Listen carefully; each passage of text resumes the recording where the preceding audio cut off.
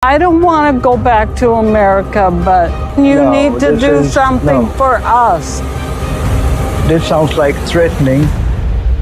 Jenny is not begging for some fairy tale marriage anymore, and that is the part that makes this hit harder, because when a wife stops asking for romance and starts asking for proof that she matters at all, the relationship is already standing on thin ice. Sumit knows living with his parents is hurting them. He admits they were happier when they had their own space. He can see Jenny shutting down in front of him, and still, he will not make the one move that might save what is left. That is the shock sitting right at the center of this mess. Not that the marriage is struggling, but that the problem has already been named out loud, and he still acts like doing nothing is somehow a neutral position. And once you sit with that for a second, the whole story starts feeling less like a rough patch and more like a slow surrender. Because what are we even watching at this point? Is this fear? Is this guilt? Is this a grown man frozen between being a son and being a husband? Or is this the quieter, uglier option, where he already knows what the right choice looks like and still will not make it,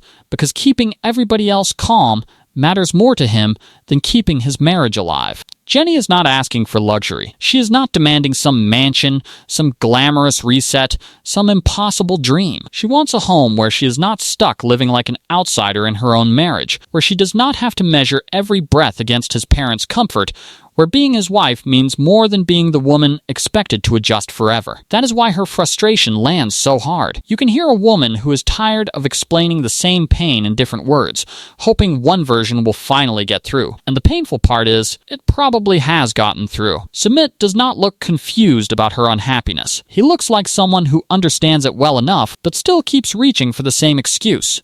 The same delay, the same soft little shield of family expectation. At some point, the audience has to stop asking whether he gets it and start asking why understanding is still producing nothing. Because if you know your wife feels trapped, if you know living alone made the relationship stronger, if you know she is close to breaking, then refusing to act is not some harmless pause. It starts to look like a decision with better manners. That is what makes this more serious than a family disagreement. This is not only about a house. It is about priority. It is about whether Jenny ranks as a life partner or as a person who is supposed to absorb discomfort so he never has to disappoint anyone else. And to be fair, yes, family pressure is real. And yes, culture shapes people deeply. And yes, leaving that structure is not emotionally simple. But marriage is not simple either. Love does not become meaningful because you feel it in private while your actions keep sending the opposite message in public. If his wife is drowning in a setup he defends every day, then his silence starts speaking for him. So before anything else gets louder, before the parents weigh in, before old excuses get dressed up as loyalty, before this turns into another circular argument where everybody says they care and nobody changes a thing, the main question is already sitting there, plain and uncomfortable. Does Sumit want a wife, or does he want a life where nobody keeps asking him to choose? Jenny's problem in that house is not some petty mood, and reducing it to complaining would miss the whole point, because what she is describing feels more like somebody slowly disappearing inside a place where she is supposed to feel settled. When a person spends most of the day shut up in one room, people love to call it attitude, laziness, sulking, drama, all the usual lazy labels people throw around when they do not want to deal with the reason underneath. But in this case, it reads less like refusal and more like retreat. She is not hiding because her bedroom is such a thrilling destination. She is hiding because every shared space seems to remind her that she is tolerated there, not relaxed there. And there is a brutal difference between those two things. And yes, to be fair, withdrawing like that does not help the atmosphere. It does not build warmth.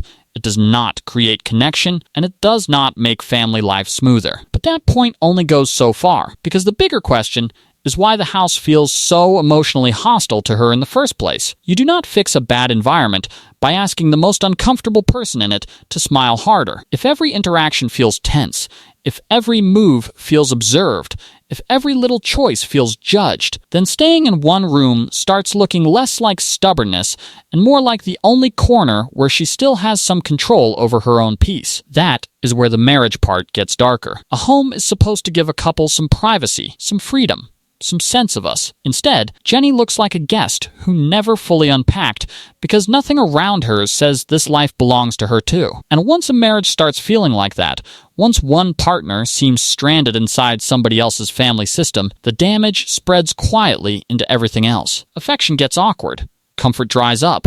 Even basic closeness starts to feel forced, so when their intimacy collapses, it does not land like random bedroom gossip. It lands like the final proof that this setup is not only making Jenny unhappy, it is draining the marriage of the last private space it had left. This is where Sumit stops looking trapped by the situation and starts looking trapped by his own pattern, because the facts are not hidden from him at all. He knows they were happier living on their own. He says it out loud. He knows Jenny is miserable in his parents' house. He can see it on her face, hear it in her voice, and feel it in the distance growing between them. He also says he does not want to lose her. So now the problem is not lack of information. The problem is what he does after having all the information, which is painfully almost nothing. And that matters, because people are often too generous with passivity. They treat it like a softer flaw, something less serious than cruelty or betrayal, because it looks quieter on the surface. But a person who sees the damage, admits the damage, fears the outcome, and still refuses to move is not standing outside the problem. He is helping keep it alive. That does not make Sumit evil, and it does not mean he is some cartoon villain sitting there plotting Jenny's misery. It makes him something more frustrating to watch.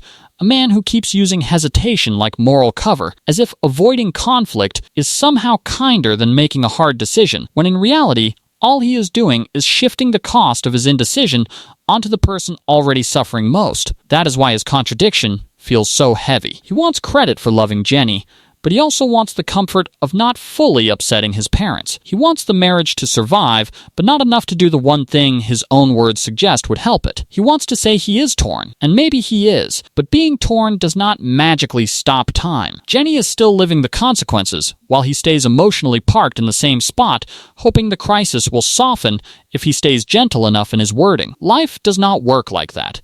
A marriage does not stay alive because nobody raised their voice. Now, to be fair, the cultural pressure on him is real. When somebody grows up being taught that parents come first, that duty is sacred, that disappointing them feels almost like a moral failure, walking away from that expectation is not some casual switch you flip in an afternoon. That part deserves honesty. But the defense falls apart when it becomes permanent. Culture can explain why the choice feels painful. It cannot explain why the wife has to keep paying for that pain forever. Respecting your parents is one thing. Building a marriage where your spouse lives emotionally stranded because you cannot bear their disappointment is something else. And that is the part this story keeps circling back to. Sumit is not being asked to stop loving his parents. He is being asked to act like his marriage is a real adult commitment and not a side arrangement squeezed into whatever space family approval leaves behind. Once you strip away the softer language,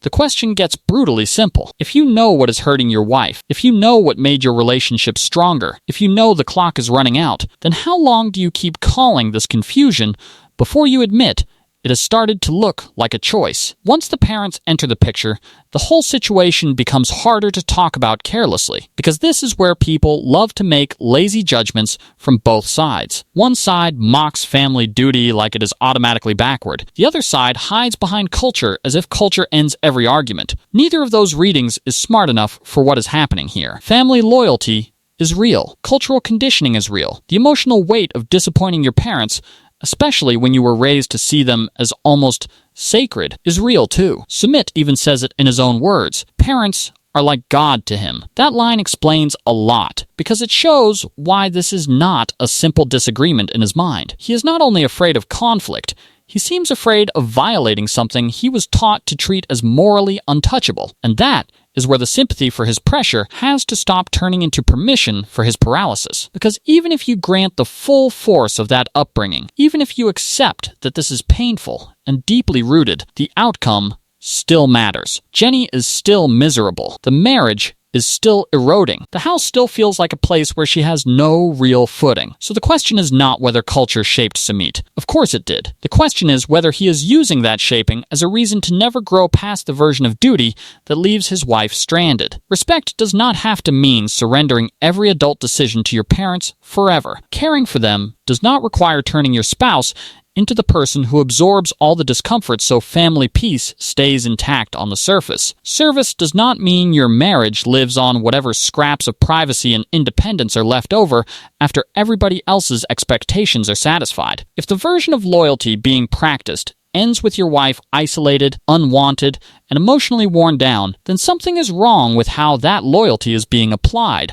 no matter how noble the language around it sounds. That is why Jenny's frustration should not be twisted into some broad attack on tradition itself. She is not standing there debating culture like this is a classroom argument. She is reacting to the version of tradition being used in her daily life, the version that keeps telling her to adjust more, wait longer, accept less, and keep shrinking until the arrangement feels comfortable for everyone except her. And once that becomes the pattern, the issue is no longer abstract at all. She is not fighting family values in theory. She is fighting the way those values are being used to keep her stuck. This is where the story stops feeling like a sad family clash and starts smelling a little funny. Because once the brother and sister-in-law move out, the whole sacred rule of everybody staying under one roof suddenly looks a lot less sacred. If living together is such a fixed family value, such a non-negotiable principle, then why was there already an exception when somebody else needed one? That does not automatically prove some grand conspiracy,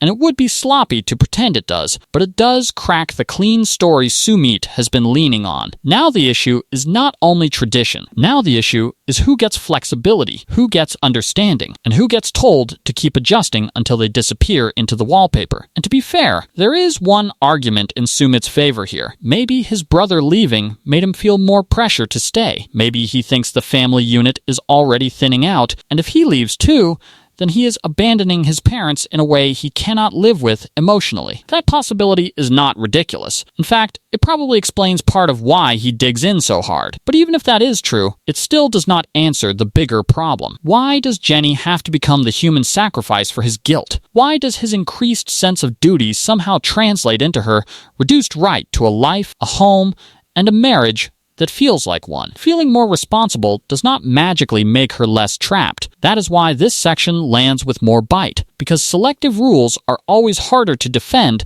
than strict ones. A harsh standard applied to everybody is one kind of problem. A harsh standard that bends for some people and locks down on others is a different one. Once the brother gets to build his own home and keep his own family unit intact, Jenny's request stops sounding wild and starts sounding normal. She is not asking for some outrageous privilege. She is asking for the same basic adult space other people in the same family have already taken for themselves. And when a normal request suddenly gets treated like a threat, you have to start asking what is really being protected here. If others are allowed to build their own home, why does Jenny's wish become the dangerous one? Then the calf enters the story and somehow makes the whole thing worse, which is impressive. Because when your marriage is already limping and your living situation feels like a hostage negotiation with family values, you would think the side business would at least stay in its lane. Instead, the calf ends up exposing the same problem in a different costume. The shared home is strained, the shared dream is falling apart, people are walking away, and the big family vision that was supposed to heal old damage now looks like another setup built on optimism first and reality never. Warm idea, bad execution, classic franchise behavior. And that is why this part matters more than it first seems. On paper, the calf sounds wholesome. Family together, everyone contributing, fresh start, maybe some healing, maybe some income, maybe one of those nice little redemption arcs reality TV loves to tease before smashing with a frying pan. But in practice, people quit. Energy drops. Commitment falls apart. The thing starts collapsing under the same pressure already crushing the home. Too many people,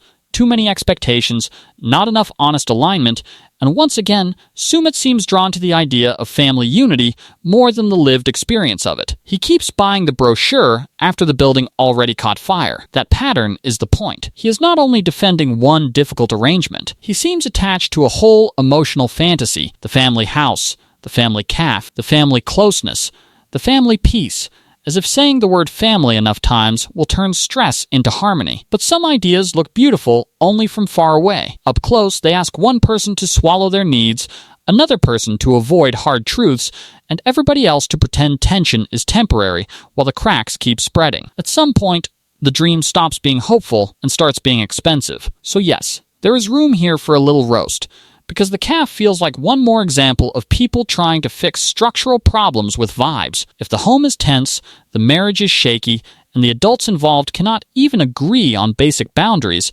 Opening a family business is not exactly a masterclass in timing. That is not ambition. That is emotional duct tape. And like most duct tape solutions in this franchise, it holds for about 5 minutes before the audience is left staring at another mess somebody insisted would bring everyone closer. But the bigger takeaway is not that the calf failed, it is why it failed. The same fantasy is breaking in more than one place. The home was supposed to unite people, and it strained them. The calf was supposed to unite people, and it drained them. The family project is shrinking, hope is shrinking with it, and right when Jenny already has enough proof that she is carrying the cost of other people's dreams, the next blow lands. Because the family setup did not only fail around her, it also gave Sumit one more way to hide behind her. Then comes the Reut section, and this is where the story picks up a nastier edge, because now the issue is not only that Sumit will not act, it is that Jenny ends up catching blame for choices that look a lot more like his than hers. When Reut says he was told Jenny would not let Sumit work with him, the whole thing shifts. Suddenly, Jenny is not only the unhappy wife stuck in a house she does not want to live in, she is also the excuse, the cover story, the convenient reason a grown man can hand to somebody else so he does not have to plainly say what he wanted or did not want. And that matters more than it might seem at first, because blame shifting changes the moral texture of the whole situation. Passivity is frustrating. You sit there watching somebody refuse to make a decision and you want to shake the screen. But once passivity turns into using your spouse as a shield, the damage gets uglier. Now Jenny is not only being neglected inside the marriage, she is being positioned as the controlling obstacle outside it too. And once that picture gets painted, even quietly, she carries the social heat for a story that does not fully belong to her. Now, to keep this fair, the drinking and going out part does add some texture. Jenny admits she did not want Sumit going out and getting drunk all the time, and if his drinking gets messy enough to leave him crawling on the floor, then no, that is not some cute boys' night out detail people should pretend is harmless. Reut pushes back on that version and suggests Jenny needs to loosen the leash. So there are clearly competing accounts here. But even with that mess in the middle, the cleaner read, in my opinion, is still that Sumit struggled to speak plainly about what he wanted, and Jenny ended up carrying the fallout. Instead of saying no himself, or setting a boundary himself, or owning his own hesitation, he seems to have let her become the face of the restriction. That is what makes this reveal land so hard. It confirms a pattern. When pressure comes from his parents, Jenny absorbs the cost. When pressure comes from the living arrangement, Jenny absorbs the cost. When pressure comes from work and friendship drama, Jenny absorbs the cost again. She keeps ending up in the line of fire, while Sumit stays in that soft, slippery space where he can act misunderstood without ever fully standing in his own decisions. And once you see that pattern, the whole relationship starts feeling even less balanced than it already did. Because a man who will not choose is already exhausting. You never know if he is frozen, fearful, guilty, or quietly hoping the problem solves itself while everyone else suffers in the meantime. But a man who will not choose and still lets his wife wear the blame for his avoidance, that is a more serious problem. That is no longer only indecision. That is protection of self at her expense. And once that door opens, the question gets darker fast, because now Jenny is not only waiting for him to stand up for the marriage, she is stuck wondering whether he has been standing behind her this whole time. By this point, Jenny does not sound like a woman chasing some big romantic rescue, and that is exactly why her words hit harder now. The noise has dropped out of the argument. The fantasy is gone. She is not asking for a glamorous life, some perfect husband, some dramatic declaration, or some shiny reset where all the pain magically disappears. She is asking for something smaller and sadder than that, which is proof that she is not going to spend the rest of this marriage permanently ranked below his parents' comfort. That is what this has been narrowing into all along. Not a fight over walls and furniture, not a tantrum over living arrangements, a quiet, painful question about whether she still holds any real place in his life once family expectations enter the room. And that is where the tone of this story changes, because anger only gets you so far. At a certain point, what sits underneath Jenny's frustration is grief. Grief for the version of the relationship she thought she had. Grief for how many times she has had to explain the same wound in different words. Grief for the fact that every attempt to make herself heard seems to get translated into pressure, drama, or threat, instead of being heard for what it is, which is a woman running out of softer ways to say she feels erased. When Sumit reacts to her words like she is threatening him, that tells you a lot about where they are now emotionally. He hears danger aimed at him. She is trying to describe pain happening inside her. Those are not the same conversation, and when a couple stops hearing the same language inside the same sentence, the distance between them gets brutal. That is why her so-called ultimatum should not be read like some cold power move. People love to call any hard boundary a threat when it makes them uncomfortable, but boundaries usually show up after gentler attempts fail, after patience fails, after explaining fails, after waiting fails, after swallowing your feelings for the sake of peace fails. Jenny does not sound like someone playing games with leverage. She sounds like someone whose options are collapsing. She has tried staying. She has tried adjusting. She has tried asking. She has tried hoping he will finally connect the obvious dots. And now she is at the edge where a person stops asking whether leaving feels fair and starts asking whether staying is slowly killing what is left of them. That sadness matters because it keeps the audience from flattening her into some loud reality TV wife issuing demands for effect. There is nothing flashy about what she wants. She wants room to breathe. She wants a marriage with privacy, dignity, and some sign that her husband sees her pain as urgent, not inconvenient. She wants to stop feeling like the extra piece in a family structure that was never built with her comfort in mind. And if she leaves, it will not feel like a dramatic twist out of nowhere. It will feel like the last remaining consequence after every quieter version of this conversation got ignored. So when Sumit throws out that word threat, the better question is not whether Jenny is pressuring him. The better question is how many times a person is supposed to say, "I am drowning," before the act of saying it stops being treated like aggression. Because once someone reaches the point where leaving sounds easier than explaining themselves one more time, the ultimatum is no longer dramatic. It is what happens when exhaustion finally stops asking permission. Now the story reaches the point where all the softer interpretations start running out, because Sumit cannot keep selling two versions of his life as if they still fit together. He cannot talk like a husband while defending the one setup, draining the marriage in plain sight. He cannot say he loves Jenny, say he does not want to lose Jenny, admit they were happier living alone, watch her shrink inside his parents' house, and still act like standing still is some innocent middle ground. There is no middle left.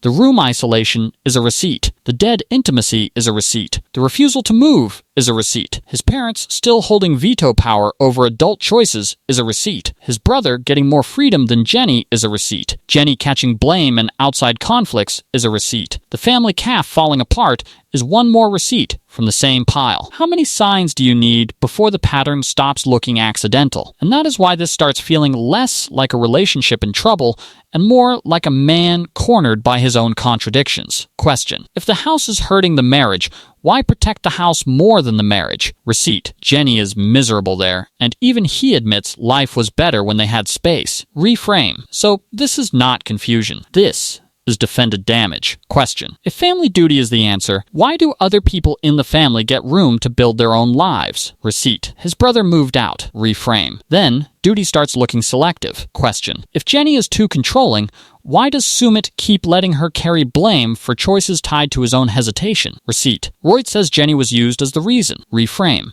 then passivity has turned into cover. Once all of that stacks up, the walls start closing in fast, because every new angle keeps leading back to the same hard truth. Sumit is not stuck between two equally workable paths. One path protects his parents from discomfort. The other gives his marriage a real chance to breathe. He keeps reaching for the first while grieving the damage caused by the second never happening. That is not balance.